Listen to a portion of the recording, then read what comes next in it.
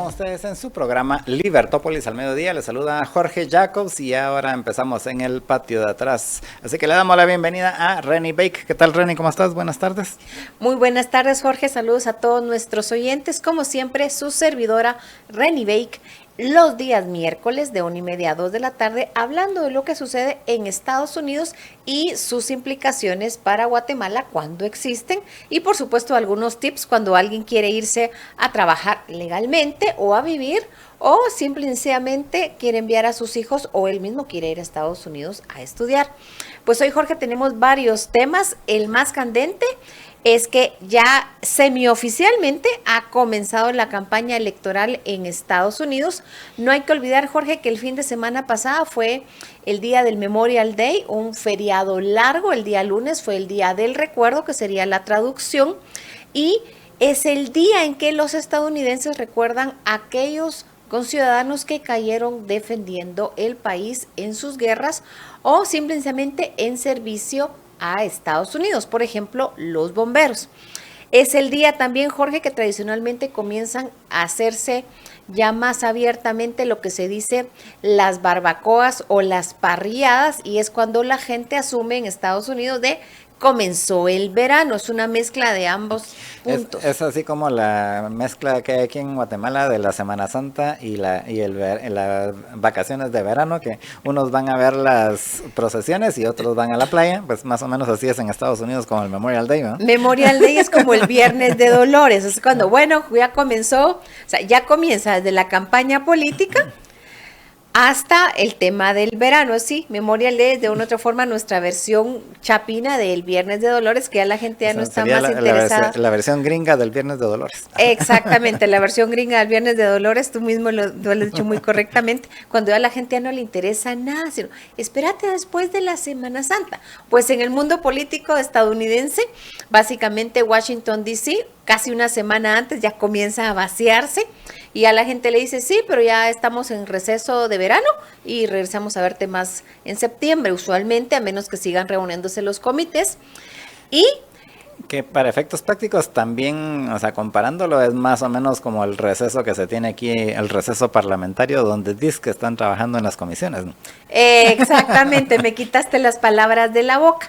Pues este año, Jorge, el día del Memorial Day arranca el verano y arranca de una otra forma la batalla electoral en Estados Unidos por las presidenciales, el Congreso y un tercio del Senado. Por supuesto, ya están todos calentando motores desde hace rato, y hay una apuesta que con Jorge estamos haciendo sobre los juicios que tiene Donald Trump, y que hoy precisamente en Nueva York comenzaban a deliberar el jurado sobre si consideran que es culpable o no en el caso de Stormy Daniels, y es básicamente no porque ha tenido un enredo estando casado con otra mujer, sino porque le pagó en el 2016 para callar el escándalo, y de una otra forma ha sido un y que le pagó con fondos legal de la campaña, entiendo, porque eso es realmente el problema. Dinero que no era de él, era algo así como, tú podías haber hecho dinero con lo que con tu dinero lo que querías, pero usaste dinero que era de la campaña que te lo habían dado para otra cosa. O sea, también son situaciones bien interesantes de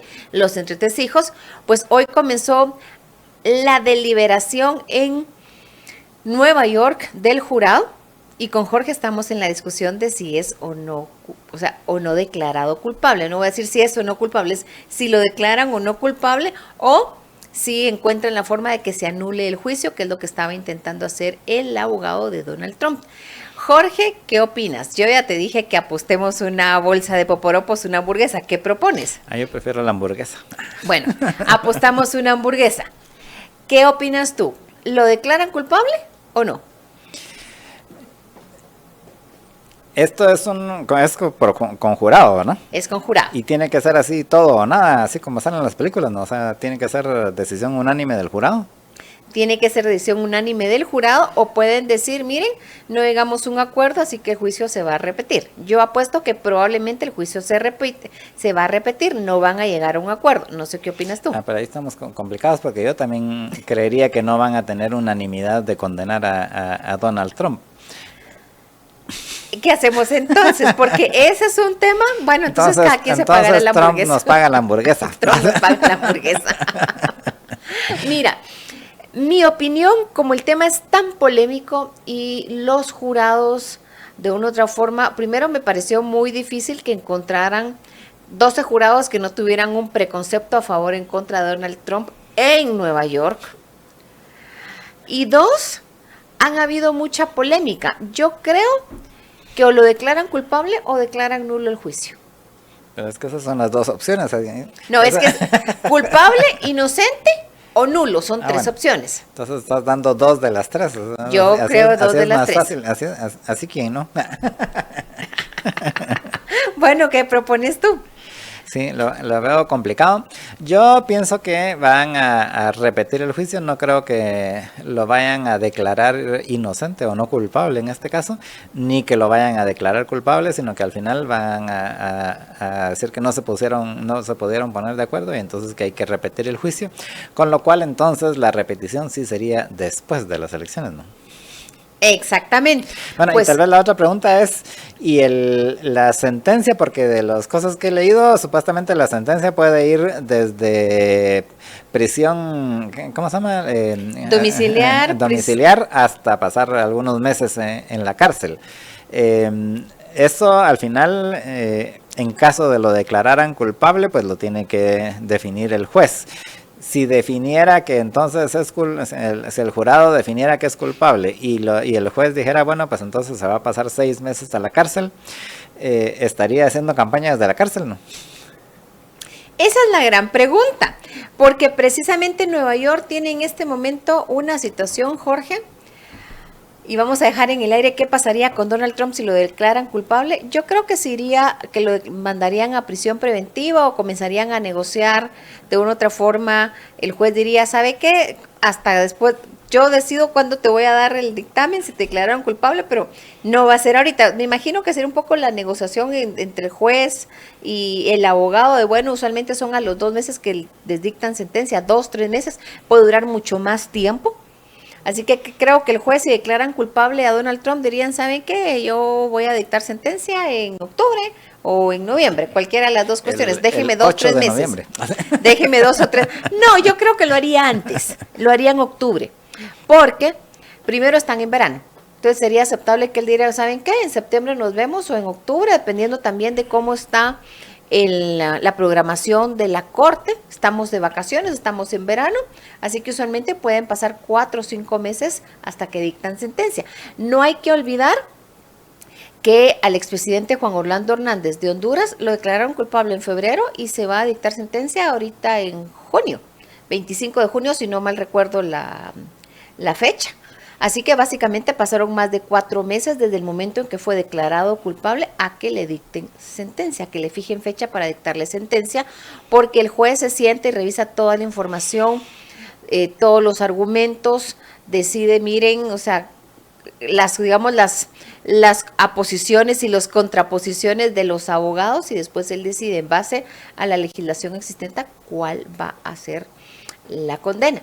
Entonces, si lo llegaran a condenar ahorita, digamos, la primera semana de junio, tendrías junio, julio, agosto, septiembre, 4 meses, que el juez dijera, bueno, si lo declararon culpable, voy a dictar sentencia en septiembre, o en octubre, porque estamos de vacaciones de verano, yo me voy a tomar un mes de vacaciones, así que mucho gusto, y sumemos las vacaciones, así que yo calculo que pudiera ser por octubre el tema de la sentencia o no.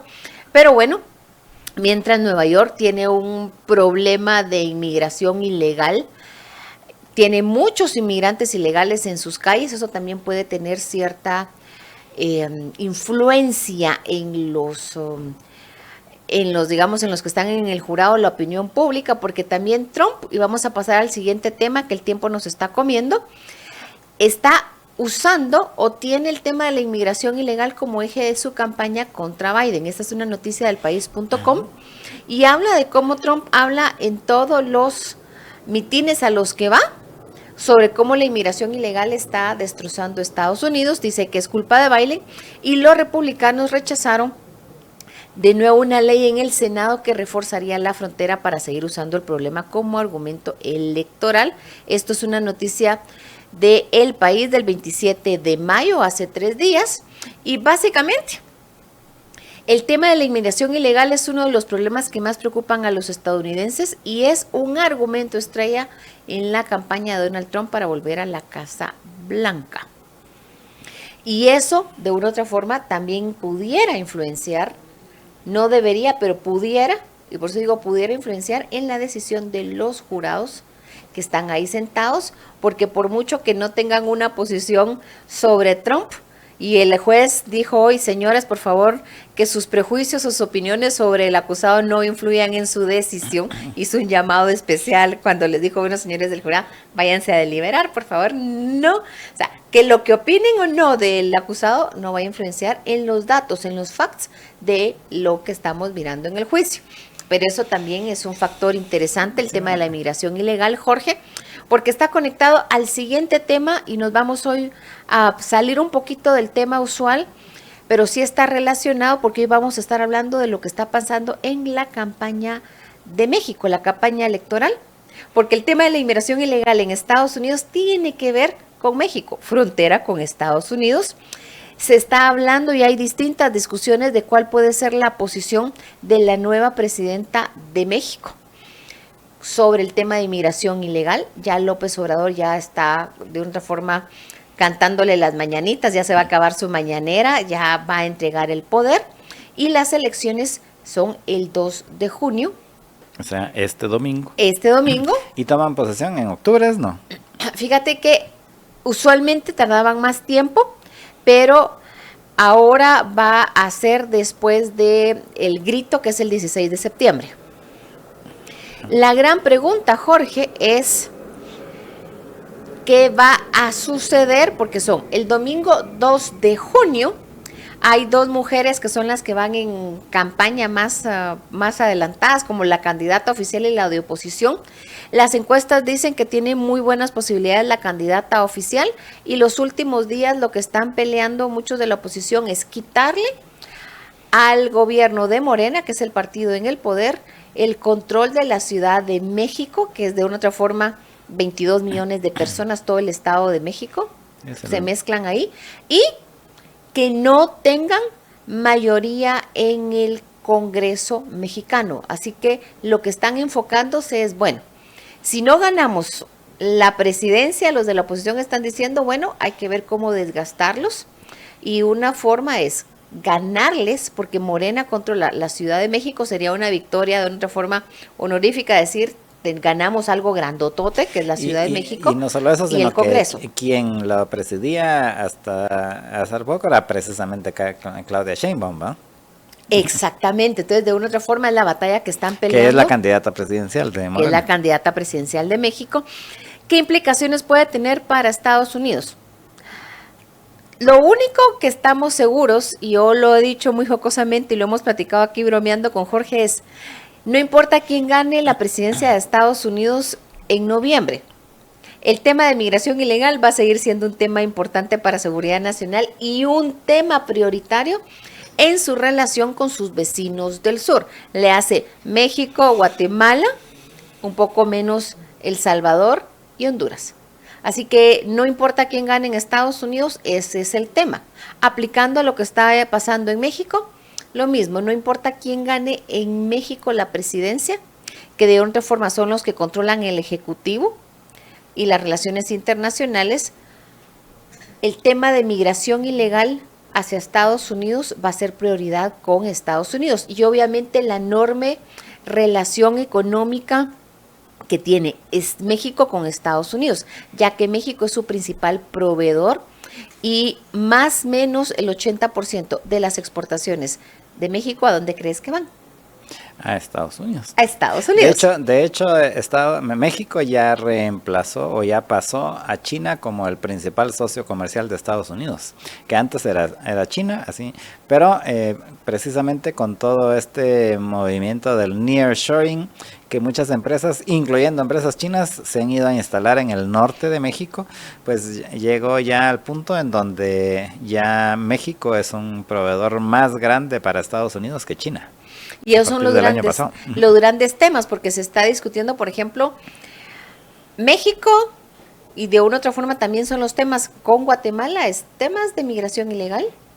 nosotros tenemos una dependencia mucho más profunda de Estados Unidos en la parte de remesas familiares desde el punto de vista económico que México, pero igual nuestro principal socio comercial es Estados Unidos. O sea, cuando uno mira, bueno, ¿de quién comemos? Yo digo, miren, nosotros comemos de nuestra relación con Estados Unidos, ya sea por remesas, por comercio, por exportaciones, importamos un montón de Estados Unidos. Así como, miren, si hay que elegir socio en esta batalla que tienen Estados Unidos y China, que es otro tema que vamos a mencionar ahorita rápidamente, ¿de quién comemos? Y obviamente, Jorge, también hay otros temas entre Estados Unidos y México que están pendientes, por ejemplo, el tema del fentanilo y el tema del narcotráfico, que también son los mismos temas en menor escala con Guatemala. Pero no sé si quieres agregar algo más antes que entremos a platicar del tema de China y obviamente cómo puede esto influenciar la relación México-Estados Unidos y las posiciones que se están dando en América Central y América del Sur, porque se habla que tal vez con un nuevo liderazgo en México ellos pudieran liderar un nuevo movimiento en América Latina que no fuera tan ideológico, sino que fuera más pragmático, porque la gran pregunta es si gana Sheinbaum, que es la delfina de López Obrador, o gana la candidata de la oposición. Pero la gran pregunta es qué va a pasar y qué tanto poder va a tener ella. Sí, aunque no confiamos ya mucho en las encuestas políticas, definitivamente Claudia Sheinbaum va ganando las encuestas y con un margen bastante grande. Aún así todavía existe la posibilidad de que pudiera rebasar la Xochitl, pero lo más seguro, o sea, la mayor probabilidad en este momento, de acuerdo a la mayoría de encuestas, es de que Morena quede, y de hecho precisamente por eso es que están los de la oposición haciendo la campaña que mencionabas de quedarse tanto con el gobierno de la Ciudad de México como con por lo menos tener, si no mayoría, por lo menos una base suficientemente grande en el Congreso para poder frenar muchas de las cosas que podrían hacer, ¿verdad? Como lo hizo López Obrador ahorita, que básicamente pasaba como Juan por su casa por el Congreso. Pues mira, esos son temas interesantes. Otra noticia, Jorge, que no hay que dejar de mencionar, y es que Estados Unidos está facilitando el acceso a Internet y al sistema bancario a las empresas cubanas. Es una noticia que recién ha salido. Ayer en la noche me lo mandó un contacto de que Estados Unidos, por el tema de Internet y el apoyo a los emprendedores, empresas, o sea, ya no, o sea, cuando yo iba a visitar a mis amigos cubanos, a mis curas cubanos allá, y me iba a pasar mis temporadas a comer pan con aceite, porque eso era lo que había, pan con aceite. La palabra empresa, emprendedor, era mala palabra. La palabra que había que usar era cuentapropista. Pues ahora ya en Cuba se llama la palabra empresas, emprendedores. Yo digo, eso está interesante, pues. Y cuentapropista. Cuentapropista, o sea, era cuentapropista. Que hace trabajo por cuenta propia. Exacto, no trabajaba para el Estado. Pues el Departamento de Estado ha rebajado algunas sanciones impuestas a la isla con el objetivo de promover el libre Internet en Cuba, apoyar a los emprendedores del sector privado y expandir el acceso a ciertos servicios financieros a los cubanos. Eso se supo ayer y te juro que yo me acordaba allá cuando yo llegaba al Internet era súper caro, solo había que ir a unos lugares específicos, cafés Internet. Tengo mi foto haciendo cola en el centro histórico de Cuba para entrar al café Internet y poder mandar un correo electrónico. Pues unos 10, 12 años después, el Internet ha avanzado, se las han ido arreglando y ahora hasta los cubanos empresarios pueden tener algunas cuentas en Estados Unidos. ¿Qué sanciones? ¿De qué estamos hablando? Sí, que ahora hasta los cubanos pueden tener, bueno, no todos los cubanos, no los que están relacionados con el régimen, ni tampoco con las empresas relacionadas a los políticos o al régimen cubano, pero aquellos que tengan empresas en Cuba, menores de 100 empleados, si cumplen ciertos requisitos, van a poder hasta tener cuentas en Estados Unidos para poder pagar y hacer transacciones. Yo me les quedo mirando cuando yo miraba esto, ¿de qué me están hablando? Pero ¿de qué sanciones hay? Pero si esto, o sea, lo que pasa son sanciones al gobierno, pero si las personas cubanas, las del sector privado, pueden tener ya cuentas en Estados Unidos. Eso está interesantísimo, pues. Buenísimo. Y Reni, ya se nos acaba el tiempo, entonces el tema de China, Taiwán, Estados Unidos y Guatemala. Ok. Mira, te lo voy a poner así. Esto es un tema que a veces a alguna gente no le gusta, porque yo soy muy pragmática y yo veo más allá del jueguito político de algunos. Puede que Costa Rica se haya ido con China hace una década, pero Costa Rica no tiene la ubicación geográfica que tiene Guatemala, ni come de Estados Unidos como nosotros. La mitad de nuestra población recibe remesas familiares de Estados Unidos y vive o la complementa. 2, la situación política, geopolítica mundial no es la misma que hace unos años. Desde el momento en que Rusia invadió Ucrania, entramos a una dimensión desconocida, estamos en una transición y una división del mundo y de espacios geográficos y geopolíticos.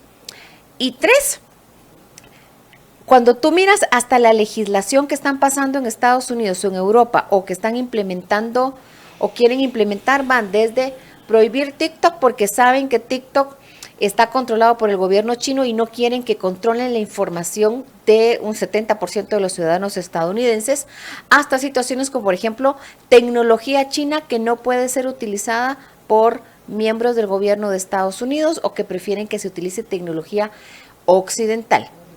Tú me dices qué es lo que veo, y esto no le va a gustar a algunos que son radicales desde el punto de vista económico. No solamente la parte económica, es los valores. Taiwán es una democracia con valores occidentales donde se respetan los valores individuales. China, es un negocio. ¿Para quién?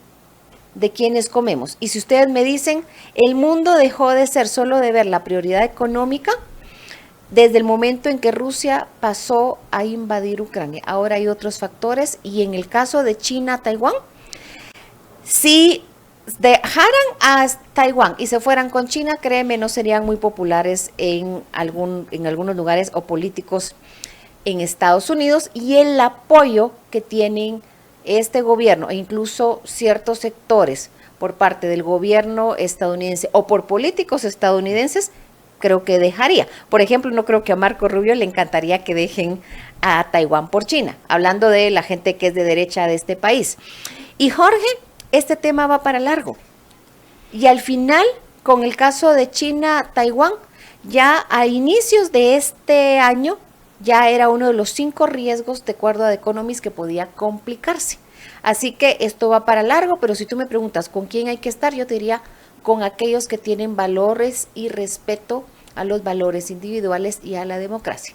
Ahí está la respuesta. Con lo cual yo estoy completamente de acuerdo. Exacto, te dije, no le va a gustar a algunos. No solamente cuánto pisto, no solamente la parte comercial, es los valores. Y además lo de la parte comercial yo lo veo bastante cuestionable. O sea, cuestionable en el sentido de que si uno ve los números, pues tampoco es así como que se pasaron de Taiwán a China y se abrieron las compuertas de la gran presa de comercio, porque no es así. Miren el caso de Costa Rica, es el mejor ejemplo porque fue uno de los primeros y adicionalmente ya tiene un tratado de libre comercio con China desde el 2011, y si ustedes ven, pues el comportamiento es muy similar al comportamiento que ha tenido el comercio entre Guatemala y China, con el comercio que ha tenido Costa Rica con China, en 2 situaciones diplomáticas completamente distintas, ¿verdad? Entonces tampoco es así como que sea la gran panacea, pero ya nos da tiempo, así que ahí lo dejamos. Solo quiero recordarles de que mañana a las 5 de la tarde en el programa de Libertópolis Negocios, mañana estamos ya ahora en una nueva edición de la historia de grandes empresas, y ahora estamos viendo la historia de Portafolio Diversificado y también la historia de su fundador, Rodrigo Blanco, un joven guatemalteco que tiene más de 1 millón de seguidores en las cuentas, en las redes sociales, y que adicionalmente pues ha hecho un negocio muy exitoso en Estados Unidos desde aquí de Guatemala. Así que los invito mañana a las 5 de la tarde, todos los jueves a las 5 de la tarde, en la historia de grandes empresas por Libertópolis Negocios. Llegamos al final del programa, les agradecemos a todos su sintonía y los invitamos a que continúen en sintonía de los programas de Libertópolis. Recuerden, hoy a las 5 de la tarde va a estar Frederick Gimpel en Libertópolis Negocios junto con María Dolores Arias. Pasen una feliz tarde y nos escuchamos mañana.